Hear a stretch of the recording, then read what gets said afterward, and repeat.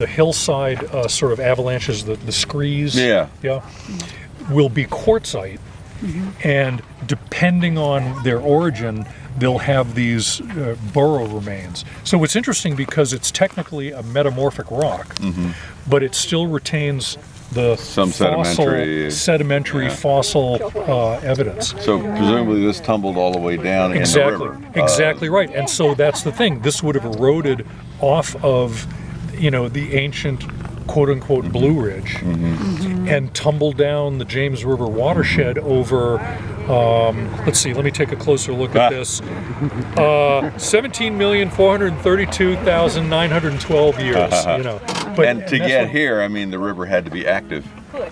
Sure, but when it was dropped right here. Yes, but over time, it wouldn't have moved otherwise.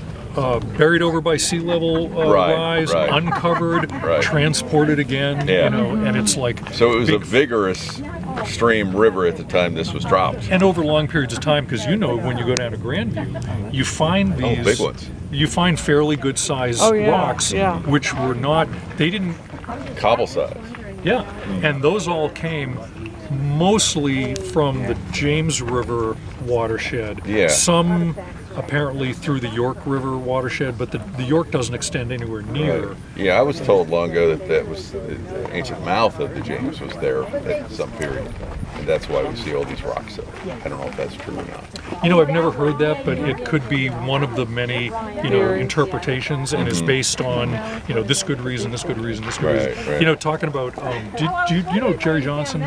No. Jerry Johnson was a geology professor at William and Mary for many years, still active in community talks, and just an amazing guy. And he was involved in some of the early 1970s and 80s interpretation of coastal geology, right here in our region. Cornwallis's Cave, that particular formation. They never really were sure why, when you look at Cornwallis's Cave, which is very definitively stacked, sediments, why is it torqued at a diagonal angle? And once they determined the fact of the Chesapeake Bay crater, they realized that it would have been the slumping of, because the crater happened well before the formation of that particular coquille, which is core shells, right? Settling. But the subsequent settling is what would have unsettled the sinking toward that, because there's no foundation rock down there. Right. Yeah. And but anyway, so this rock was found right in this. He just picked it up. I just picked it up over there, and it's it came here not on a truck, but it came here over time, because naturally. I come from Kentucky, and I was working in the school system, and one of the things I wanted to do was, let's all go out and find a rock. There are no rocks. This is just sand. There's nothing here for coastal plain. And that was a huge. So to see a rock here, wow, that's pretty cool. There are rocks like this that are part of the sediment collection going down thousands of feet, and they fall out of the cliffs. Because remember, the mixing and sorting that has happened over millennia at these sea level rise and falls.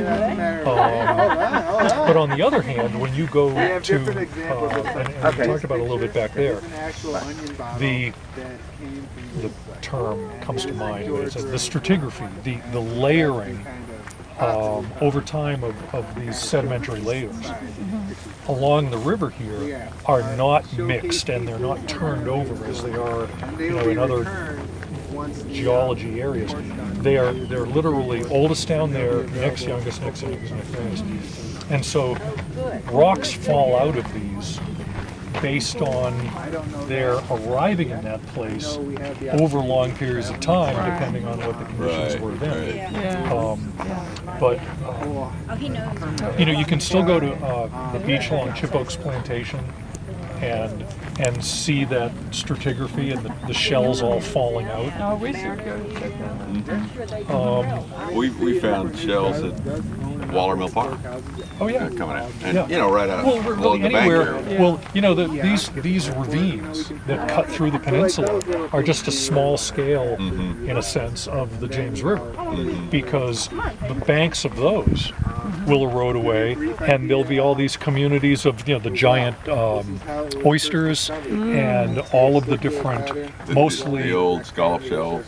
Yep. I forget, Yeah. Jeffersonian. Yeah, actually, I said oyster, I meant scallops. Yeah, the Jeffersonians, and many others, and they date those.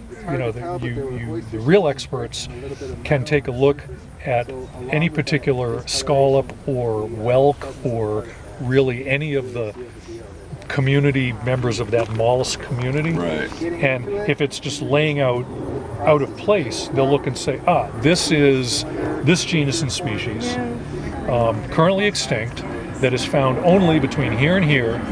You know, and that's fun being around those geologists.